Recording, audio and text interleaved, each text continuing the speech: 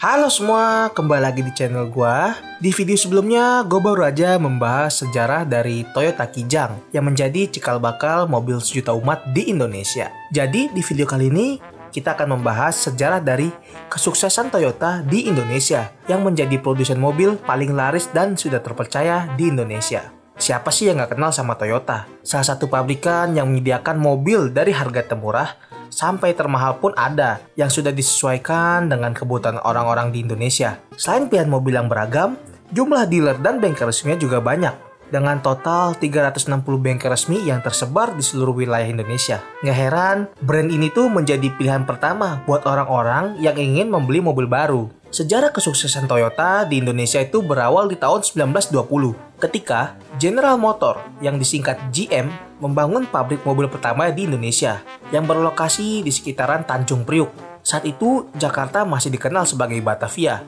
Alasan pemilihan Tanjung Priuk karena di sana adalah pelabuhan terbesar, paling sibuk, dan padat dengan lalu lintas internasional. Pabrik ini merakit mobil-mobil dari Chevrolet yang kemudian diekspor kembali ke Amerika. Dan beberapa itu ada yang dikirim ke kota besar di Indonesia seperti Surabaya, Jogja, dan lain-lain. Tapi sayang, kegiatan pabrik ini itu sempat terhenti akibat Perang Dunia Pertama dan Kedua. Ditambah Belanda yang masih ingin menguasai Indonesia setelah kemerdekaan itu yang membuat situasi di dalam negeri belum stabil. Sampai di tahun 1949, ketika konferensi meja bundar, Belanda itu menyerahkan kedaulatan kepada Indonesia tanpa syarat yang mengakhiri penderitaan di negeri kita. Lanjut ke tahun 1957, Astra International pertama kali didirikan yang berlokasi di Jalan Sabang nomor 36A oleh 3 orang, yaitu Mendiang William Suryajaya, Ciakanti, dan E. Hardiman. Nama Astra ini diusulkan oleh Ciakanti yang merupakan adik dari Om William, yang terinspirasi dari kata Astrea yang berarti dewi dalam mitologi Yunani, yang mengubah dirinya itu menjadi sebuah bintang bersinar. Sementara Internasional ditambahkan langsung oleh Om William dengan harapan perusahaan yang didirikannya akan sukses di ranah internasional. Perusahaan ini tuh menjalani berbagai usaha, mulai dari distributor dan importir minuman ringan, pasta gigi, kopra, minyak goreng, hingga aluminium dan lampu bohlam. Lanjut ke tahun 1961. Menurut buku sejarah mobil dan kisah kehadiran mobil di negeri ini karya James Luhu 5, sebanyak 100 unit Toyota Land Cruiser atap kanvas dibeli oleh Kementerian Transmigrasi, Koperasi, dan Pembangunan Masyarakat Desa untuk disebar ke pelosok daerah di seluruh Indonesia. Land Cruiser tadi merupakan mobil Toyota pertama yang mengaspal di Indonesia. Di tahun yang sama juga, pada tanggal 15 April, 7 unit Toyota Tiara atau disebut Toyota Corona generasi kedua diimpor langsung oleh Mendiang A.H. Budi selaku pendiri dari Nasmoko. Mobil ini tuh diimpor dari Thailand dalam keadaan SKD atau semi knockdown yang kemudian dirakit sendiri di bengkelnya. Sejak saat itu Nasmoko terus mengimpor mobil-mobil dari Toyota di Indonesia. 4 tahun kemudian, Astra International merebelkan bisnisnya ke bidang otomotif dengan menjadi importir truk dari Chevrolet. Saat itu, Astra mendatangkan 800 unit truk dari Amerika dan membutuhkan pabrik untuk merakitnya.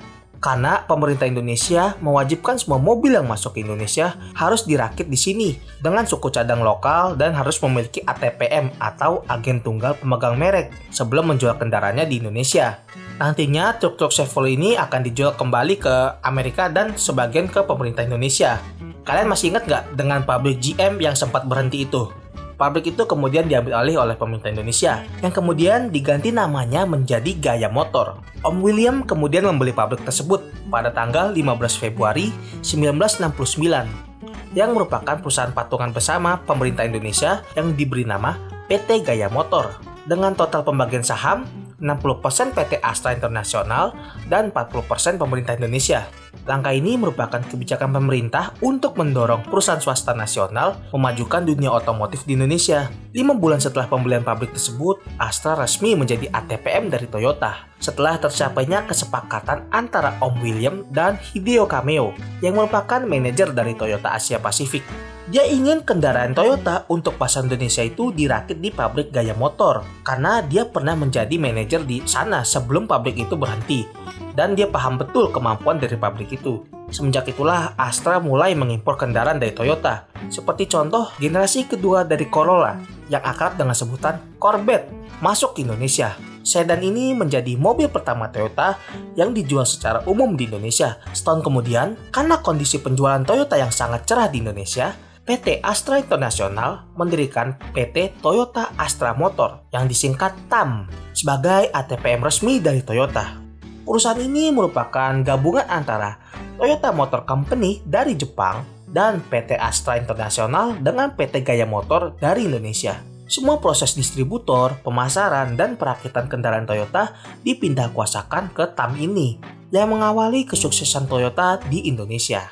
Masih ingatkah kalian dengan Nasmoko yang impor 7 unit Toyota Tiara? Setahun setelah berdirinya si TAM, mereka itu ditunjuk sebagai dealer utama Toyota pada tanggal 30 Agustus 1972 untuk wilayah Jawa Tengah dan Yogyakarta. 5 tahun kemudian, tren mobil sedan itu semakin digemari oleh orang-orang di Indonesia. Almarhum Bapak Soeharto saat itu melarang keras impor sedan secara utuh atau CBU, dan beliau akan memberikan insentif untuk mobil niaga yang bisa diproduksi secara lokal dengan harga yang murah untuk memajukan industri lokal.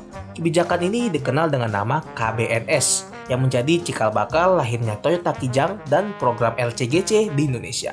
Singkat cerita, Toyota Kijang itu sukses di pasaran. Semenjak dirilis pada tahun 1977, bahkan sudah diekspor ke luar negeri mulai tahun 1987 untuk generasi Kijang Super.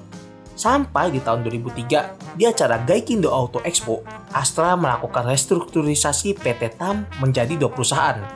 Yang pertama, PT Toyota Motor Indonesia Manufacturing yang disingkat sebagai TMIM, sebagai perakit dan penyedia suku cadang Toyota, dan ada PT TAM sebagai distributor kendaraan Toyota sampai sekarang. Di tahun yang sama, PT TAM itu juga mengeluarkan Toyota Avanza yang merupakan mobil hasil kolaborasi dengan PT Astra Daihatsu Motor untuk menciptakan mobil murah dengan kapasitas 7 penumpang karena saat itu harga All New Kijang Innova itu makin mahal.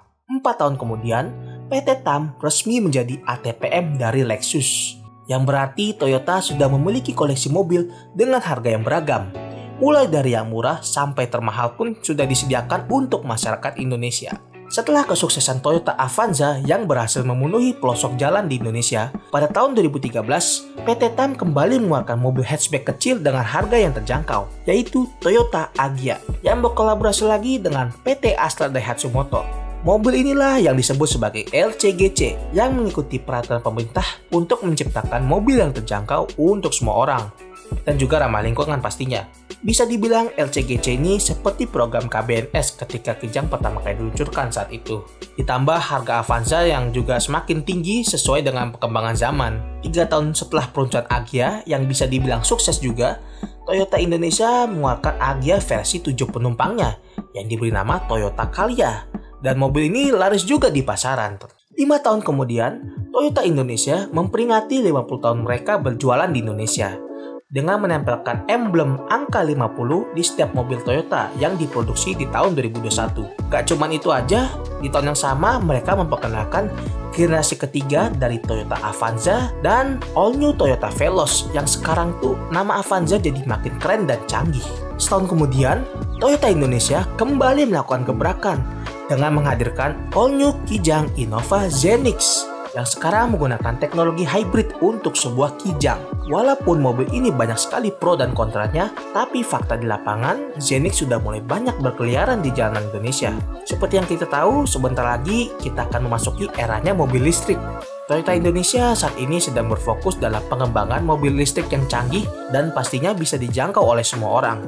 Kita tunggu aja ada kejutan apa lagi dari merek mobil yang udah jadi favorit masyarakat Indonesia. Sekian dulu video dari gua.